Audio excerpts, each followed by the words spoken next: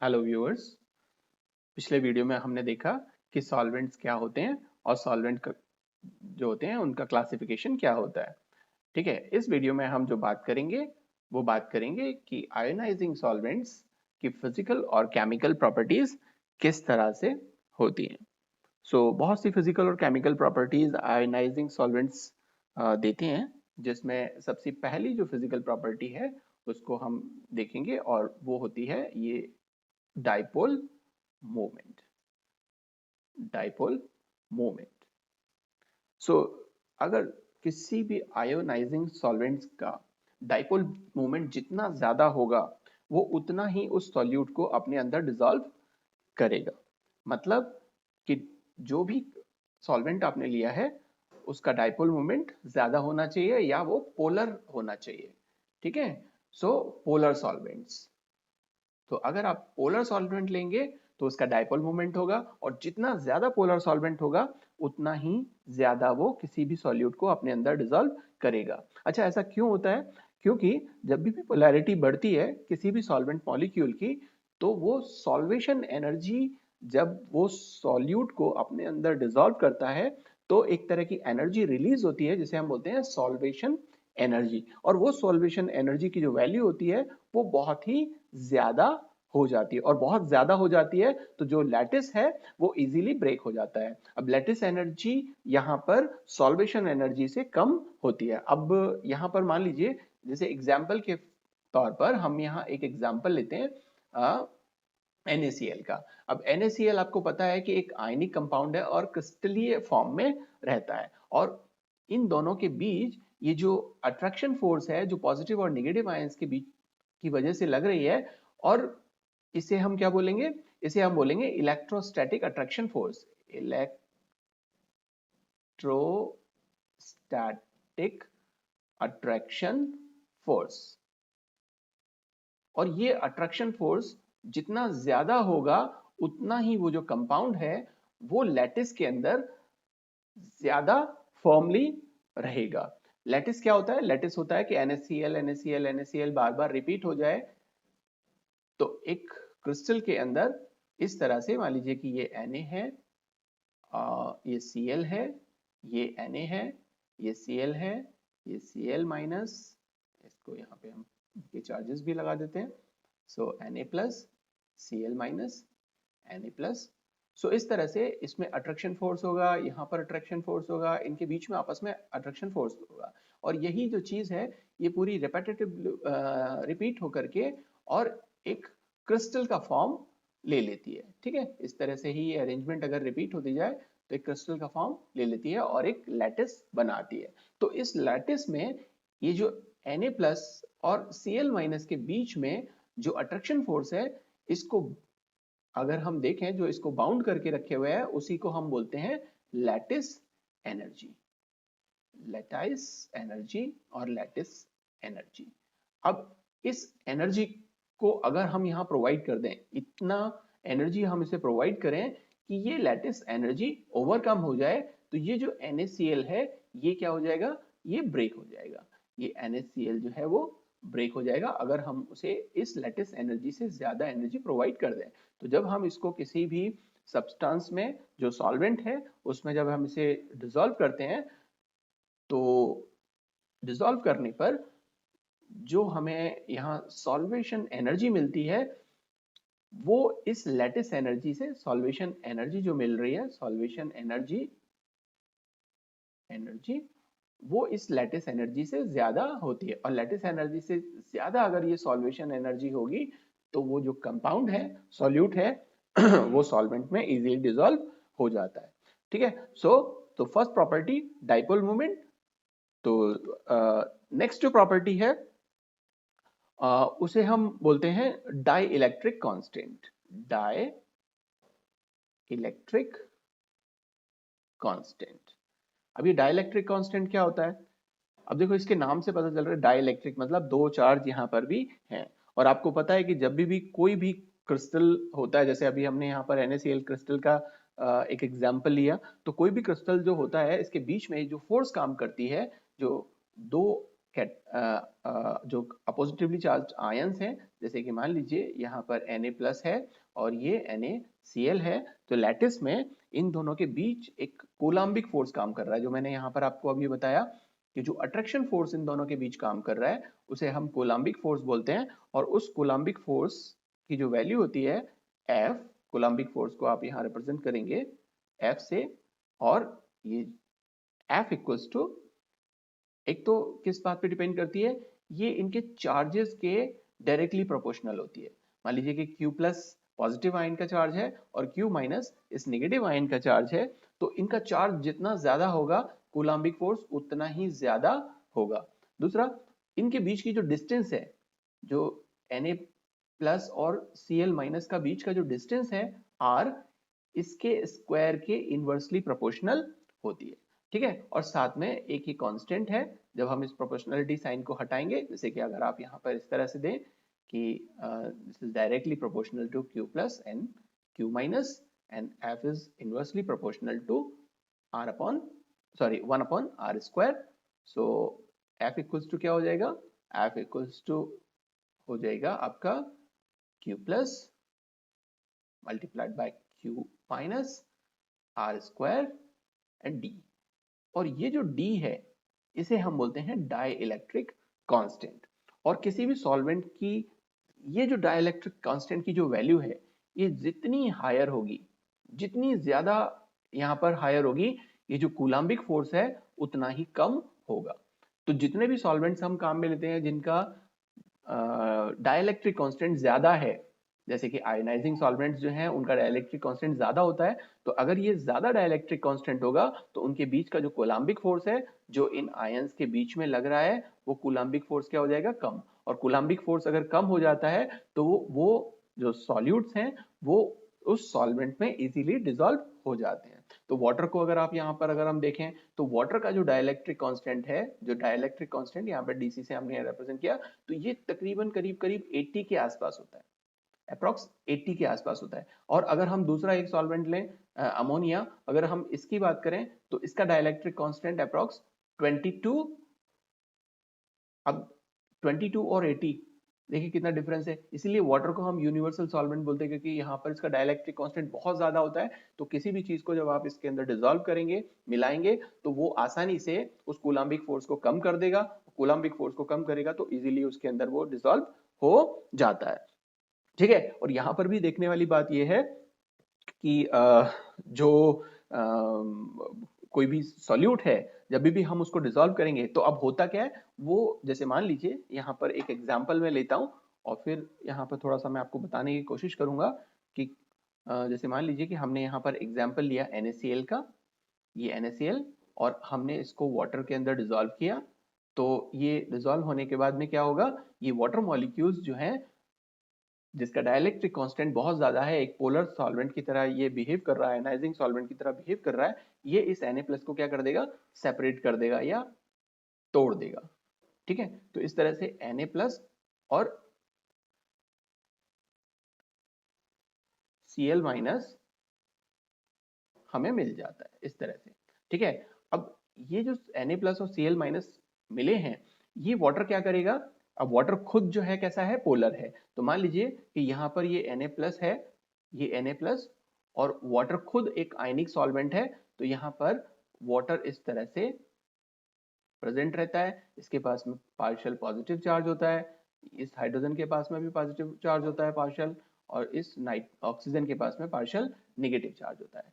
और ये जो पॉजिटिव हमारे पास में Na+ है, ये इसके साथ में एक इलेक्ट्रोस्टैटिक अट्रैक्शन फोर्स के थ्रू जुड़ा होता है। तो इस तरह से बहुत सारे वाटर मॉलिक्यूल्स इसी तरह से सोडियम को चारों तरफ से घेर लेते हैं इस तरह से, और इनके बीच में ये अट्रैक्शन फोर्स इस तरह से ये घेर लेंगे इस तरह से। ये आप इस तरह से आप दिखा सकते हैं। तो ये जो यहाँ हमने सोडियम बनाया है, इसको हम यहाँ पर क्या लिखते हैं, सोडियम AQ। अब AQ क्या है, हाइड्रेटेड।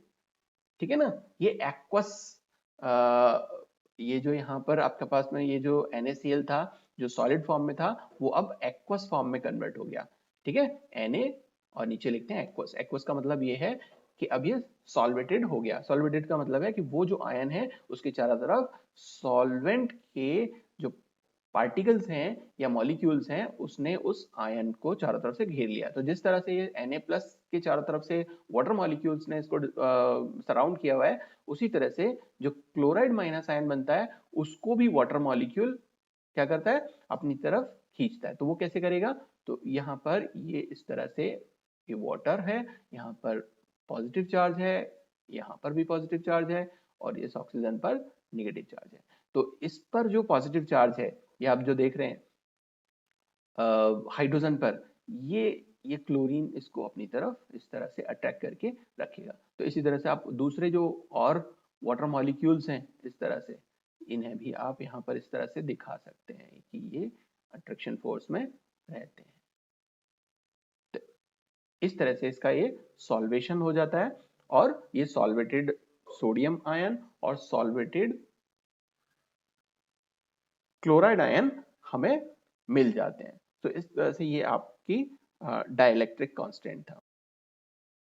ओके, एक और प्रॉपर्टी यहाँ पर आयोनाइजिंग सॉल्वेंट्स दिखाते हैं, और वो जो थर्ड प्रॉपर्टी है उसको अगर हम यहाँ देखें तो उसे हम बोलते हैं इलेक्ट्रिकल कंडक्टेंस। इलेक्ट्रिकल कंडक्टेंस, अब इलेक्ट्रिकल कंडक्टेंस क्या होती है? इलेक्ट्रिकल कंडक्टेंस होती है कि अगर हम उसके सॉल्यूशन में या इलेक्ट्रिक करंट अगर पास करें तो वो इलेक्ट्रिक करंट अगर वो इजीली कंडक्ट करता है एक जगह से दूसरी जगह, तो इसका मतलब ये है कि वो गुड कंडक्टर है, इलेक्ट्रिकल कंडक्टेंस शो करता है। और आयोनाइजिंग सॉल्वेंट्स जो मैं अभी हम लोग जिसकी बात कर रहे हैं, तो आपको पता है कि आयोनाइजिंग सॉल्वेंट्स वो होते हैं जो आयोनाइज हो जाते हैं, ठीक है ना। इनमें सेल्फ आयोनाइजेशन की प्रॉपर्टी होती है, और सेल्फ आयोनाइजेशन जैसे हमने यहाँ वाटर में देखा था, तो देखिए मैं वापस यहाँ पर आपको बताता हूँ कि वाटर में सेल्फ आयोनाइजेशन किस तरह से होता है। तो एक वाटर मॉलिक्यूल जो है वो अपना H+ आयन देगा, दूसरा वाटर मॉलिक्यूल उस H+ आयन को लेकर के और हाइड्रोनियम आयन में कन्वर्ट हो जाएगा, और जो इसने H+ और OH- आयन दिया था, तो H+ तो इस वाटर मॉलिक्यूल ने ले लिया और हाइड्रोनियम आयन, और यहाँ पर H-। तो इस तरह से ये सेल्फ आयनाइज होता है। इसी तरह से अमोनिया को अगर हम देखें तो अमोनिया का भी एक जो अमोनिया मॉलिक्यूल है वो H+ आयन देगा, और ये जो दूसरा अमोनिया है, ये दूसरा अमोनिया क्या करेगा, उसके H+ आयन को लेकर के अमोनियम आयन में कन्वर्ट हो जाएगा, और यहाँ पर एमाइड आयन NH2- निकल जाएगा। तो ये सेल्फ आयनाइजिंग नेचर है। तो आप यहाँ पर देखोगे कि जब ये खुद सेल्फ आयनाइज हो रहा है तो इसमें आयंस जो हैं उसकी कंसंट्रेशन अवेलेबल है, और आयंस जब यहाँ पे प्रेजेंट होंगे तो अगर हम इसमें इलेक्ट्रिसिटी पास करेंगे तो वो इजीली इलेक्ट्रिसिटी को पास कर देंगे। तो इसका मतलब जो आयनाइजिंग सॉल्वेंट्स हैं वो इलेक्ट्रिकल कंडक्टेंस शो करते हैं, just because they are self ionizing solvents, क्योंकि ये खुद सेल्फ आयोनाइज हो जाते हैं तो आयंस में कन्वर्ट हो जाते हैं, तो इलेक्ट्रिकल कंडक्टिविटी जो है उसको भी इजीली शो कर देंगे। सॉल्वेंट्स की जो नेक्स्ट प्रॉपर्टी है वो है विस्कोसिटी। तो हम इस नेक्स्ट प्रॉपर्टी को डिस्कस करते हैं, विस्कोसिटी को।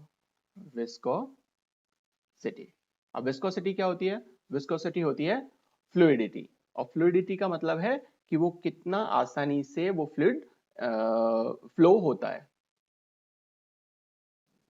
तो कुछ सॉल्वेंट्स जो हैं वो ज्यादा फ्लूइडिटी रखते हैं और कुछ जो है वो कम फ्लूइडिटी रखते हैं, मतलब कि कुछ तो विस्कस होते हैं और कुछ कम विस्कोसिटी शो करते हैं। तो ऐसे सब्सटेंसेस जिसमें हाई फ्लूइडिटी होती है या जो वो ज्यादा तरलता रखते हैं, ज्यादा फ्लूइड की तरह बिहेव करते हैं, वो जैसे कि वाटर और लिक्विड अमोनिया, लिक्विड अमोनिया, या फिर जो हमारे अल्कोहल्स होते हैं, लोअर अल्कोहल्स जिनका मॉलिक्यूलर वेट जो है वो कम होता है, उस तरह के जो अल्कोहल्स हैं वो, इनकी जो फ्लूइडिटी होती है वो क्या होती है? High, high fluidity. और हाई फ्लूइडिटी होने की वजह से इसको इजीली हम हैंडल कर सकते हैं, और इसके साथ में हम एज अ सॉल्वेंट हम जब इसे यूज करते हैं तो आसानी से जो भी रिएक्शंस हैं जैसे प्रेसिपिटेशन हो गया या क्रिस्टलाइजेशन हो गया, फिल्ट्रेशन हो गया, वो हम इजीली करा सकते हैं, ठीक है। और मान लीजिए कि अगर कोई आपने गाढ़ा या जिसकी विस्कोसिटी बहुत ज्यादा है या वो कम फ्लूइडिटी रखता है, जैसे कि H2SO4, एनहाइड्रस H2SO4 अगर आप ले लें, ठीक है, या हायर अल्कोहल्स वो आप ले लें, हायर एल्कोहल्स। तो ये सारे के सारे सॉल्वेंट्स वो हैं जिनकी फ्लूइडिटी कम होती है या बहुत गाढ़े होते हैं। तो जब इस तरह के सॉल्वेंट्स को आप यूज करोगे तो क्रिस्टलाइजेशन या प्रेसिपिटेशन या फिल्ट्रेशन हम आसानी से नहीं कर पाते, ये इसको करना बहुत ही फिर डिफिकल्ट हो जाता है। नेक्स्ट प्रॉपर्टी जो है वो हमारी वो है प्रोटॉन एफिनिटी, जो आयनाइजिंग सॉल्वेंट्स देते हैं। तो फिफ्थ प्रॉपर्टी है हमारे पास में प्रोटॉन एफिनिटी। प्रोटॉन एफिनिटी, अब देखो प्रोटॉन एफिनिटी ये उस तरह के सॉल्वेंट्स आपको प्रोवाइड करेंगे जहां पे प्रोटॉन की इन्वॉल्वमेंट होगी, ठीक है ना। केवल प्रोटोनिक सॉल्वेंट्स जो हैं वो इस तरह की प्रॉपर्टी शो करते हैं। तो जैसे प्रोटोनिक सॉल्वेंट्स कौन कौन से लिखे थे हमने हमने जैसे देखा अमोनिया है, या फिर प्रोटोनिक सॉल्वेंट में वाटर है, ठीक है। सो इस तरह से ये दोनों को अगर हम कंपेयर करें कि किसकी प्रोटॉन एफिनिटी ज्यादा है, कि अगर हम इन दोनों को प्रोटॉन के साथ में रिएक्ट कराएं तो अमोनिया जो है वो प्रोटॉन के साथ में जब रिएक्ट करता है तो अमोनियम आयन फॉर्म करता है इस तरह से, ठीक है। और जब वाटर मॉलिक्यूल प्रोटॉन के साथ में रिएक्ट करता है तो हाइड्रोनियम आयन फॉर्म करता है। बट जो प्रोटॉन एफिनिटी है वो अमोनिया की बहुत ज्यादा है बजाय इस हाइड्रोनियम आयन के। ऐसा क्यों होता है? ऐसा इसलिए होता है क्योंकि अगर आप अमोनिया का स्ट्रक्चर देखें तो कुछ इस तरह का स्ट्रक्चर होता है, इस तरह का, इस तरह का। और अगर हम वाटर का स्ट्रक्चर देखें तो वाटर का स्ट्रक्चर कुछ इस तरह का होता है, और इसके पास में दो लोन पेयर्स प्रेजेंट होते हैं, इस तरह से दो लोन पेयर्स प्रेजेंट होते हैं। तो जब यहाँ पर हम प्रोटॉन का अटैक करवाते हैं, किसी H+ आयन का अटैक करवाएंगे, तो यहाँ पर एक इलेक्ट्रॉन पेयर है और एक इलेक्ट्रॉन पेयर इस ऑर्बिटल में है, तो ये इजीली इसके साथ में अट्रैक्ट हो जाएगा या अफिनिटी शो करेगा। जबकि यहाँ पर अगर हम करवाते हैं तो यहाँ पे क्या होगा, यहाँ पे स्टेरिक हिंड्रेंस लगेगी। दो जो ऑर्बिटल्स हैं, जिन ऑर्बिटल्स के पास में लोन पेयर है वो इसको आसानी से इस वाटर मॉलिक्यूल के पास में नहीं आने देते। तो इस वजह से जो प्रोटॉन है वो इस अमोनिया के साथ में ज्यादा इलेक्ट्रॉन एफिनिटी शो करता है। तो अगर हम यहाँ पर एक एग्जाम्पल देखें, जैसे मान लीजिए हम एक एग्जाम्पल देखते हैं, हाँ ओके, जैसे मान लीजिए कि हम यहाँ पर एक एग्जाम्पल देखते हैं एसिटामाइड का।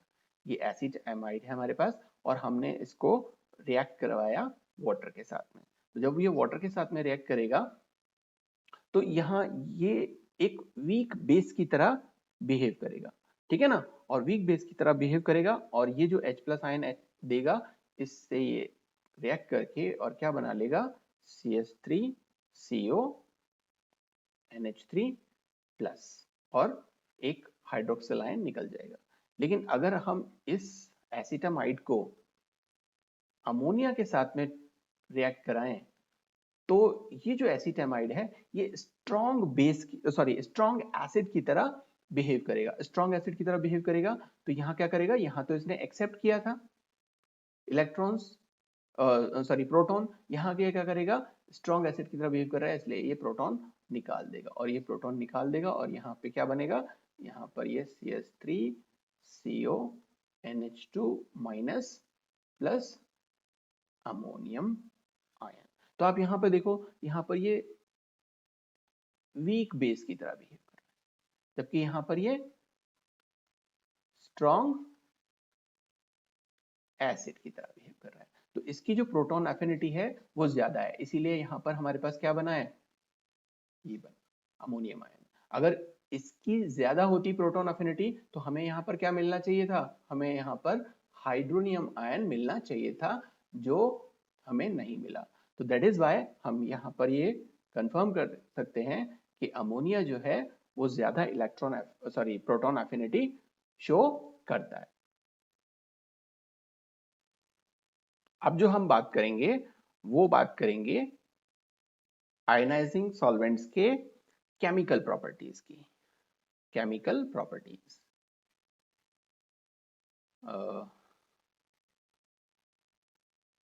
केमिकल प्रॉपर्टीज, तो कौन कौन सी केमिकल प्रॉपर्टीज यहाँ पे आयनाइजिंग सॉल्वेंट्स के थ्रू एग्जिबिट की जाती हैं उस पर हम बात करेंगे। तो सबसे पहली जो केमिकल प्रॉपर्टी है जो आयोनाइजिंग सॉल्वेंट्स इम्पार्ट करते हैं या देते हैं वो है कि ये एसिड बेस रिएक्शंस देते हैं, एसिड बेस रिएक्शंस।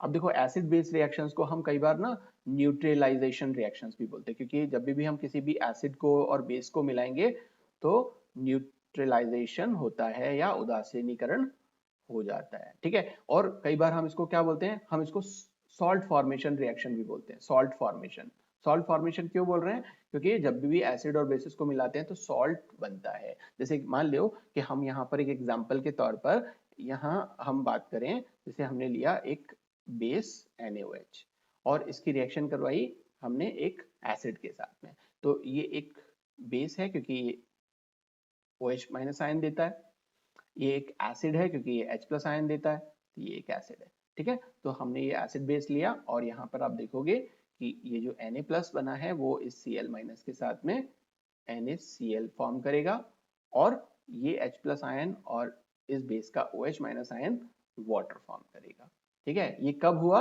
जब हमने इसको वाटर को एज अ सॉल्वेंट लेकर के क्या किया, एसिड्स और बेसिस को मिलाया, ठीक है। अब यहाँ पर हुआ क्या, यहाँ पर हुआ ये कि ये जो Na प्लस Cl माइनस से एक सॉल्ट जो फॉर्म हुआ है, इस सॉल्ट फॉर्मेशन के अलावा हमें क्या मिलता है, सॉल्वेंट मिलता है, ठीक है। ये सॉल्वेंट हमें मिलता है। अब जितने भी आयोनाइजिंग सॉल्वेंट्स होते हैं आपको पता है कि सब के सब कैसे होते हैं, ऑटो आयोनाइजेशन शो करते हैं, ऑटो आयोनाइजेशन शो करते हैं, जिसको हम पहले भी देख चुके हैं। जैसे कि वाटर मॉलिक्यूल जो है वो सेल्फ आयोनाइजेशन से हाइड्रोनियम आयन फॉर्म करता है और हाइड्रोक्सिल आयन फॉर्म करता है। अगर आप अमोनिया को देखो तो अमोनिया जो है वो ऑटो आयोनाइजेशन शो करती है और अमोनियम आयन बनाती है, अमोनियम पॉजिटिव आयन, और NH2 minus amide ion form करता है। इसी तरह से अगर हम किसी और सॉल्वेंट की बात करें, जैसे कि मान लो कि हम यहाँ पर डाई नाइट्रोजन टेट्राऑक्साइड की बात करते हैं N2O4 की, तो ये भी क्या होगा, ये भी सेल्फ आयनाइज हो जाता है और क्या बनाता है, ये NO प्लस और NO3 माइनस बनाता है। अब इन सब में एक चीज कॉमन आपको देखने को मिल रही होगी कि ये सब, ये तो एसिड्स की तरह बिहेव कर रहे हैं, क्योंकि ये क्या कर रहे हैं, ये एक जो प्रोटॉन है उसको प्रोवाइड कर रहे हैं, ठीक है, या एक पॉजिटिव, और ये क्या कर रहे हैं, ये उस प्रोटॉन को एक्सेप्ट कर रहे हैं, तो ये पॉजिटिव आयन यहाँ पर बना रहे हैं, ठीक है ना। सो ये एसिड है तो ये बेस, ये बेस और ये क्या होंगे, क्योंकि ये सब H प्लस जो है वो दे सकते हैं, इसीलिए ये सब के सब क्या होंगे, ये भी एसिड होंगे और ये सब के सब क्या होंगे, ये सब के सब बेसिस होंगे। अब इन एसिड्स की टेंडेंसी क्या है, यहाँ पर जब सेल्फ आयनाइजेशन हो रहा है इसमें टेंडेंसी क्या है कि ये सब के सब क्या कर रहे हैं, ये जो पॉजिटिव कैटायंस हैं उनकी कॉन्सेंट्रेशन को इंक्रीज कर रहे हैं, जबकि ये जो बेसिस हैं ये क्या कर रहे हैं, ये जितने भी एनायंस हैं उनकी कॉन्सेंट्रेशन को इंक्रीज कर रहे हैं, ये कैटायन की कॉन्सेंट्रेशन को और ये एनायन की कॉन्सेंट्रेशन को। कैसे कर रहे हैं, तो वो आप देखो कि ये जो एसिड्स हैं ये क्या कर रहे हैं, ये यहाँ पर NO प्लस की कॉन्सेंट्रेशन को इंक्रीज कर रहे हैं या NH4 की कॉन्सेंट्रेशन को इंक्रीज कर रहा है, या यहाँ पर ये क्या कर रहा है, H3O प्लस की कॉन्सेंट्रेशन को इंक्रीज कर रहा है। जबकि ये बेसिस जो हैं ये क्या कर रहे हैं, ये जो नेगेटिव आयंस हैं जैसे कि हाइड्रोक्सिल आयंस हैं, एमाइड आयंस हैं, NO3 माइनस नाइट्राइट आयंस हैं, इनकी कॉन्सेंट्रेशन को इंक्रीज कर रहे हैं। अब यहाँ पर ये तो हमने सेल्फ आयनाइजेशन देखा, अगर हम एक रिएक्शन देखें, एक एसिड बेस्ड रिएक्शन जहां पर अमोनियम ग्रुप और एमाइड ग्रुप दोनों प्रेजेंट हों, तो जैसे कि मान लीजिए कि हम यहाँ पर एक कंपाउंड लेते हैं NH4Cl और इसकी रिएक्शन कराते हैं पोटेशियम एमाइड के साथ में। जब हम इसकी रिएक्शन पोटेशियम एमाइड के साथ में करवाएंगे तो क्या होगा, ये इटसेल्फ आपको पता है कि ये NH4 प्लस देगा और Cl माइनस देगा। इसको अगर हम देखें तो ये क्या देगा, ये K प्लस देगा और NH2 माइनस आयन देगा। अब यहाँ पर ये जो NO प्लस है, NH4 प्लस, ये क्या करेगा, ये इस नेगेटिव आयन के साथ में रिएक्ट कर लेगा। ठीक है, सो ये NH4 प्लस और NH2 माइनस क्या बना लेंगे, दो अमोनिया बना लेंगे। और ये जो K प्लस है और ये Cl माइनस, ये एक KCl बना लेंगे। अब ये जो KCl है ये तो क्या है, सॉल्ट, और ये क्या है, ये सॉल्वेंट। ये सॉल्वेंट था हमारे पास, ठीक है ना, तो ये सॉल्वेंट। तो यहां पर है क्या कि अमोनियम आयन और एमाइड आयन ये आपस में मिलकर के क्या बना लेते हैं, सॉल्वेंट बना लेते हैं। और ऐसा ही हम कहां देखते थे, ऐसा ही हम देखते थे जब हम वाटर के अंदर किसी भी रिएक्शन को करवाते। जैसे कि अभी हमने यहाँ पर आपको दिखाया था कि जैसे कि हमने यहाँ पर एसिड लिया और बेस लिया, तो ये क्या कर रहे हैं, ये भी यहाँ पर सॉल्वेंट बना रहा है और एक सॉल्ट बना रहा है, ये इस तरह से, और ये सॉल्वेंट बन रहा है। इसी तरह से ये रिएक्शन जब हमने यहाँ पर अमोनिया के लिए लिया तब भी हमने देखा कि यहाँ पर सॉल्वेंट बन रहा है और एक सॉल्ट बन रहा है। तो इन सब रिएक्शंस में जो एसिड बेस रिएक्शंस हैं उसमें हो क्या रहा है बेसिकली, कि जो आपका एसिडिक ग्रुप है और जो आपका बेसिक ग्रुप है वो बेसिक ग्रुप रिएक्ट करके और सॉल्वेंट की फॉर्मेशन कर रहे हैं, जैसे कि हाइड्रोनियम आयन और हाइड्रोक्सिल आयन करते हैं। ठीक है ना, तो ये जो रिएक्शंस हैं वो एसिड बेस रिएक्शंस है। तो इसको आप एसिड बेस रिएक्शन बोलोगे या सॉल्ट फॉर्मेशन रिएक्शन या न्यूट्रलाइजेशन रिएक्शन बोलोगे। और ये कौन इंपॉर्ट कर रहा है, ये हम बात कर रहे थे आयोनाइजिंग सॉल्वेंट्स की। इस तरह से एक और केमिकल प्रॉपर्टी यहां पर हम देखते हैं, सॉल्वेशन रिएक्शन।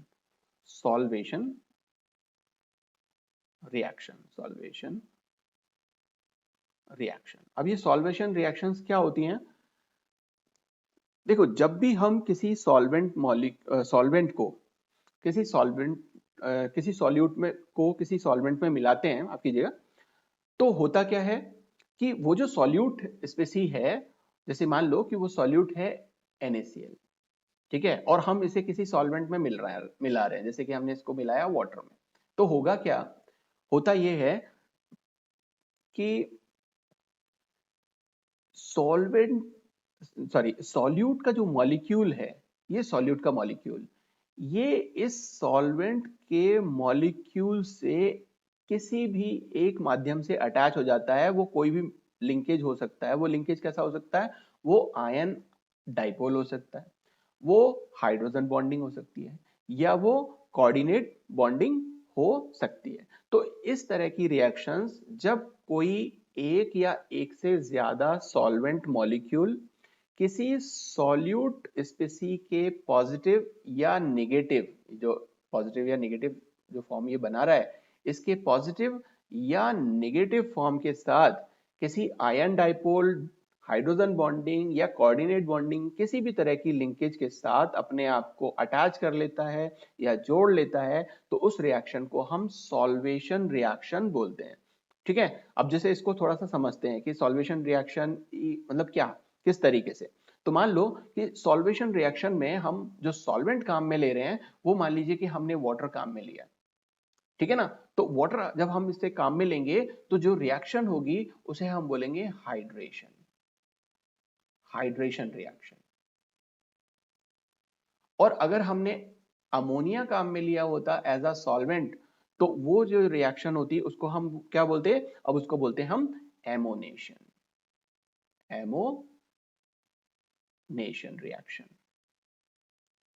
रिएक्शन। और अगर हमने यहां पर ईथर एज अ सॉल्वेंट लिया होता तो क्या होता, वो होता ईथरेशन।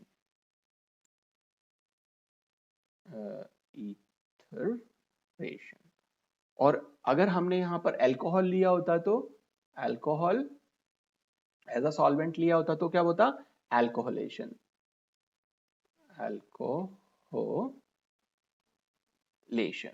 ठीक है, तो इस तरह से हम कोई सा भी सॉल्वेंट काम में ले लें, अगर वो सॉल्वेंट का मॉलिक्यूल किसी भी सॉल्यूट के जो पॉजिटिव नेगेटिव आयंस हैं इससे अगर अटैच हो जाता है हाइड्रोजन बॉन्डिंग के थ्रू या आयन डायपोल के थ्रू या कोऑर्डिनेट बॉन्डिंग के थ्रू, तो उस तरह की रिएक्शंस को हम सॉल्वेशन रिएक्शन बोलते हैं। हाइड्रेशन, वाटर के केस में हम हाइड्रेशन बोलते हैं, अमोनिया के केस में हम अमोनेशन बोलते हैं, ईथर के केस में हम इथरेशन बोलते हैं, अल्कोहल के केस में हम इथरेशन बोलते हैं, हाइड्रोजन अगर आपने लिया होता तो हाइड्रोजनेशन बोलते हैं। तो इस तरह से और जो सॉल्वेंट्स बनते हैं और जो बनेगा सॉल्वेंट, जैसे मान लीजिए कि यहाँ पर जो Na+ है और ये जो वाटर मॉलिक्यूल, जो मैंने अभी थोड़ी देर पहले आपको बताया था कि यहाँ पे बहुत सारे वाटर मॉलिक्यूल जो हैं वो इससे आकर के जुड़ जाएंगे, ये वाटर मॉलिक्यूल, ये वाटर मॉलिक्यूल, ये वाटर मॉलिक्यूल, ठीक है ना, ये सारे वाटर मॉलिक्यूल हैं। ये वाटर मॉलिक्यूल इससे Na+ से आकर के अटैच हो गए, ये Na+ है हमारे पास में बीच में, ठीक है। और ये सब क्या कर रहे हैं, अपना जो लोन पेयर है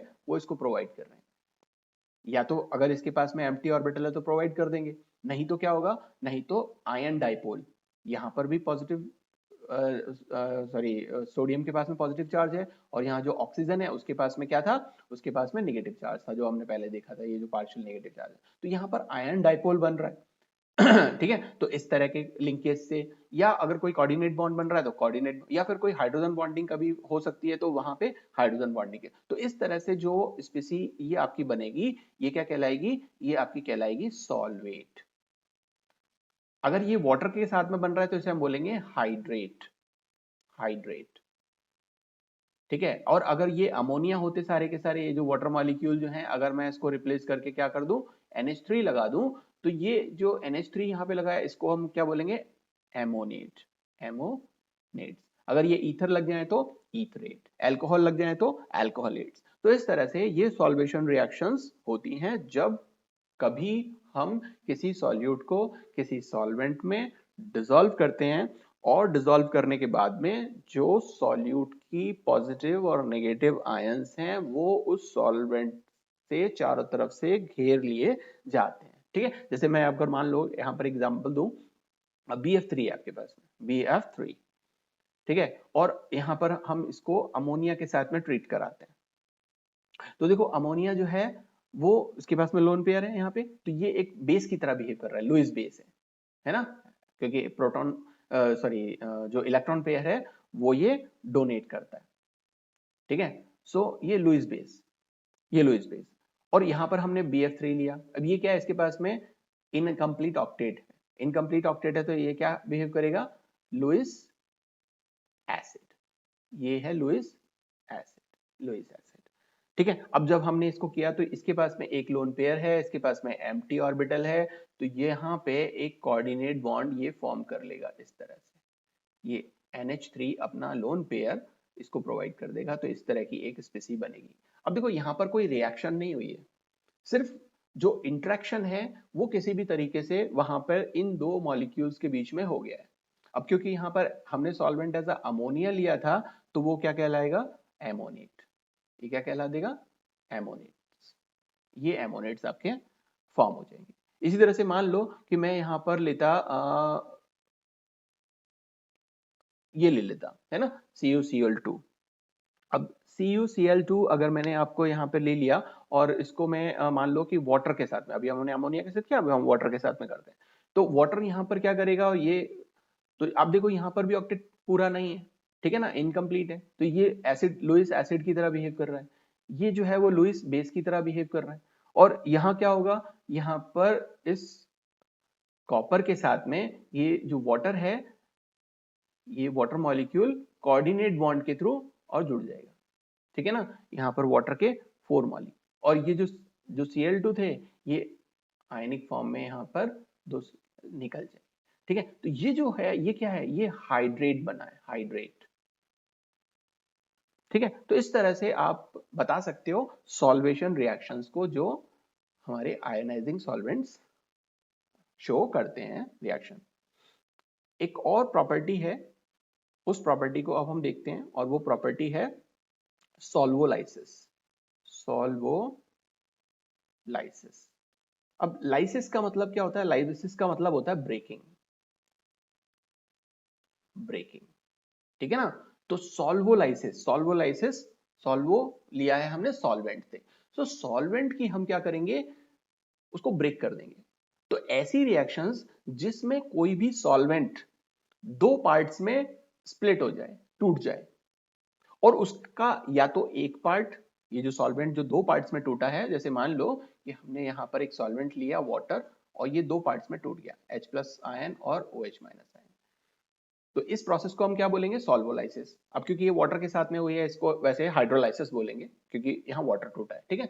तो इसको एक क्या कहते हैं उसको, एक जो वास्ट जो हमारे पास में टर्म है सॉल्वोलाइसिस, उसकी तरह देखें तो वाटर का यहाँ पर सॉल्वोलाइसिस हुआ और यहाँ पर दो पार्ट्स में ये डिवाइड हो गया। अब या तो ये दोनों पार्ट्स या कोई एक पार्ट, मान लीजिए कि या तो H+H+ या OH- या फिर दोनों, ये अगर सॉल्यूट मॉलिक्यूल के साथ में अटैच रहते हैं, सॉल्यूट मॉलिक्यूल के साथ में अटैच रहते हैं, तो इस तरह की प्रोसेस को हम क्या बोलते हैं, इस प्रोसेस को हम सॉल्वोलाइसिस बोलते हैं। और ऐसे केसेस में जो कैटायन है या एनायन है, इसकी कॉन्सेंट्रेशन क्या होती है, इंक्रीज हो जाती है। द कॉन्सेंट्रेशन ऑफ कैटायन और एनायन, कैटायन या एनायन इंक्रीज हो जाती है। तो इस तरह की रिएक्शंस हमारी सॉल्वोलाइसिस रिएक्शंस कहलाती हैं। अब इसको अगर हम देखें, जैसे मान लो कि कोई रिएक्शन है जो वाटर में होती है, तो उस वाटर के साथ में हम यहाँ पर करके देखते हैं, अमोनिया के साथ में करके देखते हैं और दूसरा सॉल्वेंट जो है उसके साथ में देखते हैं। तो सबसे पहले हम हाइड्रोलाइसिस रिएक्शन की बात करते हैं कि हाइड्रोलाइसिस कैसे होगा। हाइड्रोलाइसिस, ठीक है ना, ये जस्ट जो हमने अभी देखी सॉल्वेशन कि वाटर के साथ में होती है तो वो वहां पे हाइड्रेशन बोलते हैं। यहाँ पर अगर वाटर को अगर हम ब्रेक करेंगे तो वो हाइड्रोलाइसिस हो जाएगी। तो यहाँ पर हमने वाटर लिया और ये वाटर मॉलिक्यूल, ये H2O, और इसका ये जो दूसरा मॉलिक्यूल है ये भी H2O, और ये क्या बना देगा, ये बना देगा H3O+, और यहाँ ये बना देगा OH-।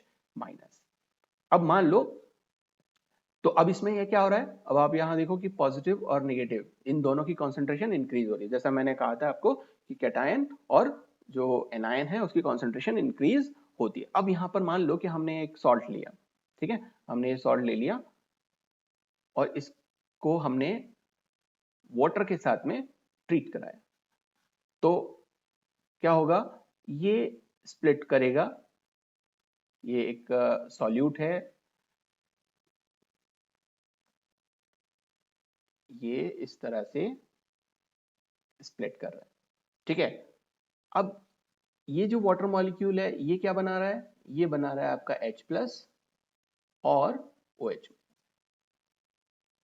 ठीक।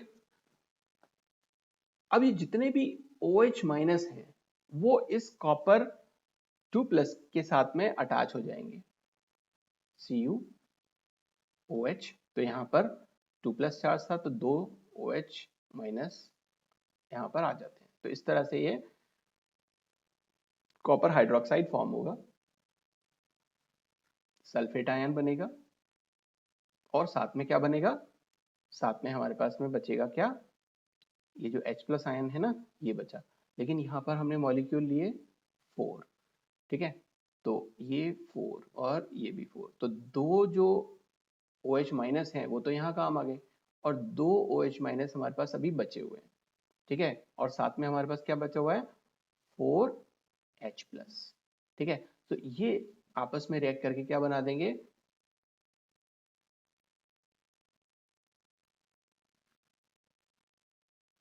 H3O+। इसको इस तरह से भी देख सकते हैं, इसको इस तरह से अगर मैं दिखाऊं, जैसे इसको यहाँ से डिलीट करते हैं,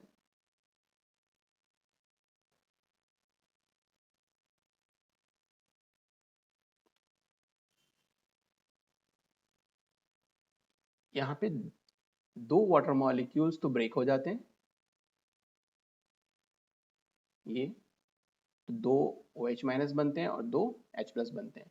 अब ये जो दो OH- हैं वो इस कॉपर 2+ के साथ में कंबाइन हो जाते हैं इस तरीके से, ठीक है, और क्या बनाते हैं, ये कॉपर हाइड्रोक्साइड फॉर्म करते हैं। और साथ में ये जो दो वाटर मॉलिक्यूल बचते हैं ये दो H+ आयन को लेकर के दो हाइड्रोनियम आयन फॉर्म करेगा। तो देखो यहाँ पर वाटर जो है उसकी ब्रेकिंग हुई है, ठीक है, वो स्प्लिट हुआ है, इसीलिए इस तरह की जो रिएक्शंस हैं वो क्या कहलाएंगी, हाइड्रोलाइसिस कहलाती हैं। जैसे कि मान लो कि एक और एग्जांपल लें, जैसे कि मान लीजिए कि हमने यहाँ पर एग्जांपल ले लिया, ये साइनाइड माइनस है ना, और यहाँ पर हमने ले लिया वाटर, ठीक है, और अब इस रिएक्शन को करवाया, तो वाटर क्या करेगा, वाटर जो है H प्लस आयन और OH माइनस आयन में ब्रेक हो जाएगा, और जो H प्लस आयन है वो यहाँ पर Cn के साथ में अटैच हो जाएगा और क्या बनाएगा, HCl फॉर्म कर देगा, और क्या बनेगा, OH माइनस। तो इस तरह से इसकी आयन की कंसंट्रेशन यहाँ पे बढ़ेगी, यहाँ पर इस हाइड्रोनियम आयन की कंसंट्रेशन बढ़ेगी। तो वही हम यहाँ पर बताया कि वाटर मॉलिक्यूल या जो भी सॉल्वेंट आप ले रहे हो वो सॉल्वेंट स्प्लिट होता है, वो किसी सॉल्यूट के साथ में अटैच हो जाता है, रिएक्ट करता है, और पॉजिटिव और नेगेटिव आयन की जो कॉन्सेंट्रेशन है उसको इंक्रीज करता है। तो इस तरह की रिएक्शंस को हम सॉल्वोलाइसिस रिएक्शन बोलते हैं। तो ये हमने वाटर के केस में देखा। अब इसी को हम किसी दूसरी एग्जाम्पल अमोनिया के केस में ले लेते हैं। जैसे कि अमोनिया है, तो अमोनिया किस तरह से होता है, अमोनिया NH3 और ये एक H प्लस आयन लेकर के अमोनियम आयन में, और दूसरा मॉलिक्यूल ने एक H प्लस आयन देकर के एमाइड बनाया, ठीक है। अब हम यहाँ पर मान लीजिए कि हम लेते हैं जैसे कि ये सिलिकॉन टेट्राक्लोराइड ले लिया, ठीक है, और यहाँ पर 8 अमोनिया मॉलिक्यूल्स इसके साथ में रिएक्ट करते हैं, ठीक है। तो 4 अमोनिया मॉलिक्यूल्स तो एमाइड देंगे, ये देंगे, और क्या बना लेंगे, 4H प्लस और 4 एमाइड, ठीक है। और ये जो Cl माइनस है, ये यहाँ पर अगर आप देखो तो ये Si4 प्लस और 4Cl माइनस में ब्रेक हो जाता है। तो ये जो Si4 प्लस है, ये सिलिकॉन 4 प्लस इस 4 एमाइड के साथ में रिएक्ट कर लेगा और इस तरह से ये स्पीसी फॉर्म कर देगा।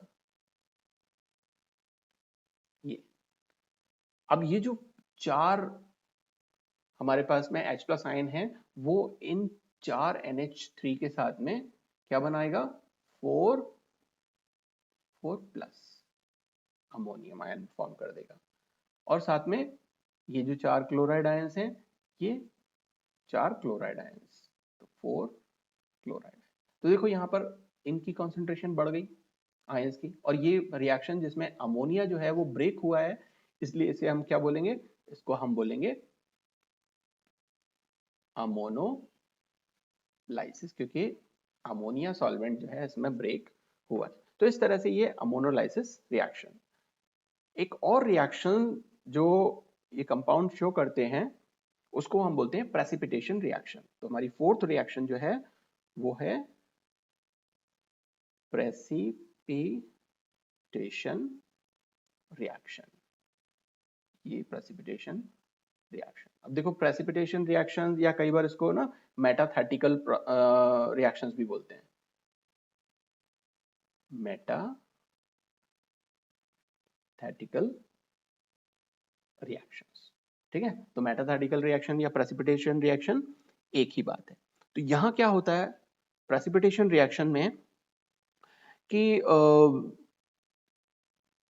जब भी कोई केमिकल रिएक्शन होती है, ठीक है ना, या दो हम चीजों को मिलाते हैं, मान लीजिए कि हमने दो सॉल्वेंट्स या दो किसी कंपाउंड्स को मिलाया, ठीक है ना, तो उसमें से जो चीज उस सॉल्यूशन में ज्यादा डिसॉल्व होती है या उसकी सॉल्युबिलिटी जिसकी ज्यादा है वो तो उस सॉल्वेंट में डिसॉल्व हो जाएगी, और जो दूसरी चीज है वो डिसॉल्व नहीं होगी, तो वो एज अ प्रेसिपिटेट हमें बाहर मिल जाएगी या प्रेसिपिटेट के फॉर्म में हमें मिल जाएगी, या वो नीचे जो है बैठ जाएगी, ठीक है। तो ऐसी जो रिएक्शंस हैं या ऐसी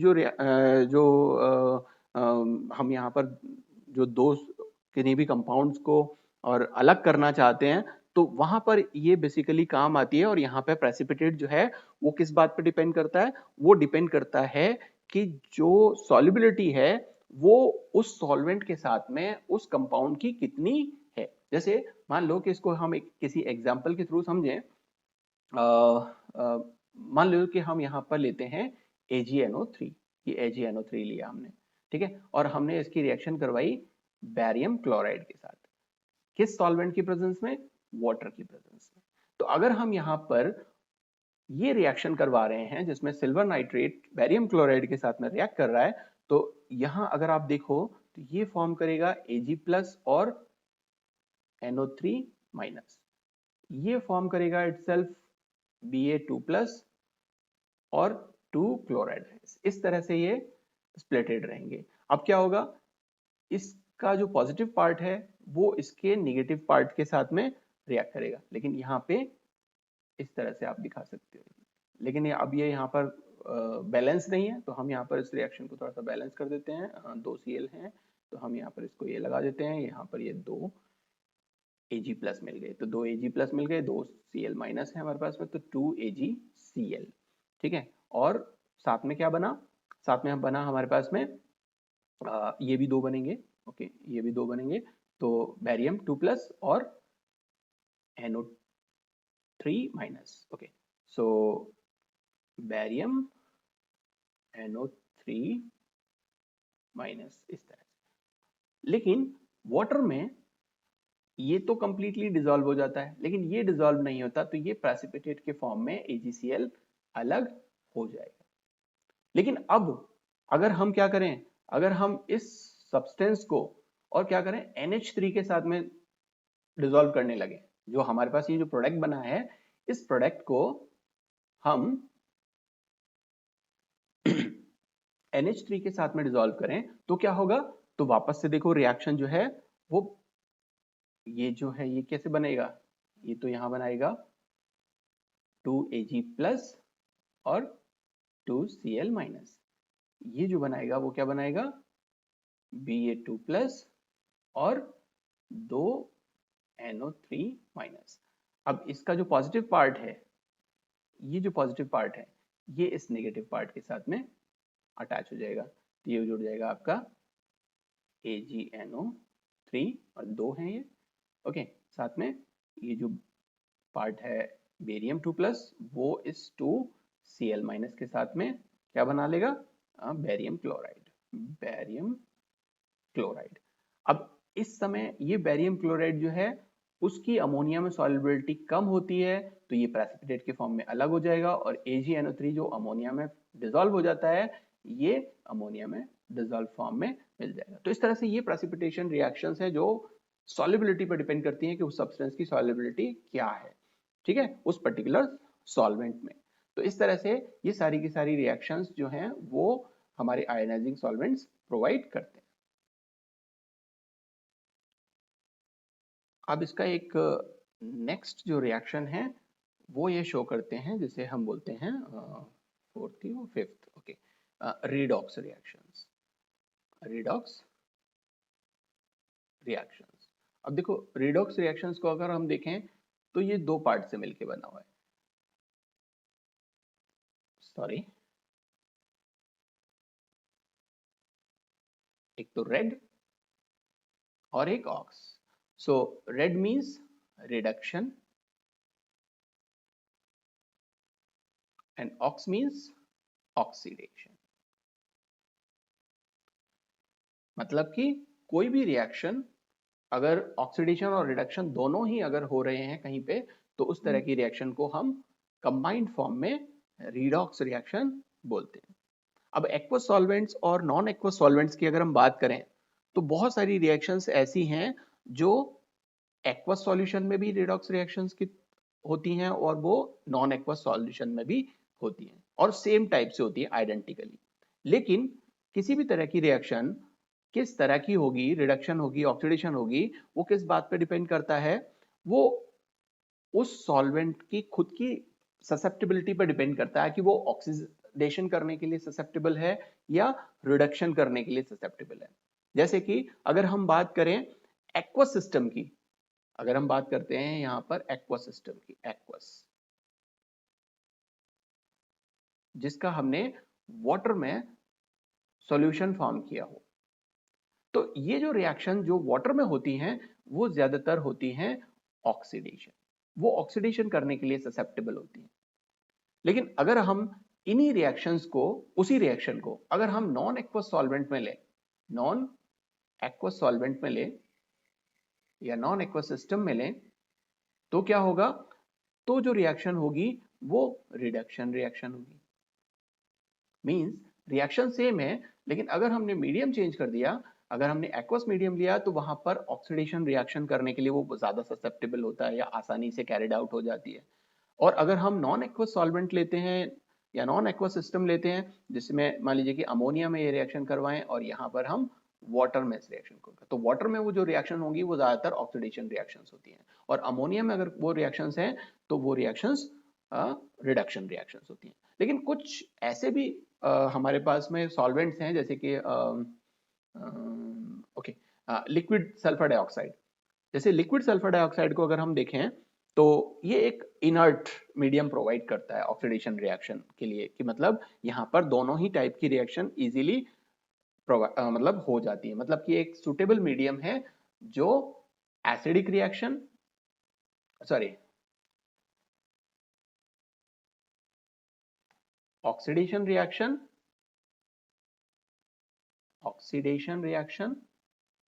और रिडक्शन रिएक्शन दोनों के लिए फेवरेबल मीडियम्स प्रोवाइड करता है लिक्विड सल्फर डाइऑक्साइड। लेकिन अगर आप वाटर प्रोवाइड कर रहे हो या एज अ मीडियम ले रहे हो तो वहां पर ऑक्सीडेशन रिएक्शंस ज्यादा अच्छे से इजीली परफॉर्म होती हैं। और अगर आपने वहां पे अमोनिया एज अ सॉल्वेंट लिया है तो वो मीडियम जो प्रोवाइड करेगा वो रिडक्शन मीडियम के लिए रिडक्शन मीडियम मतलब रिडक्शन रिएक्शन के लिए वो मीडियम प्रोवाइड करता है।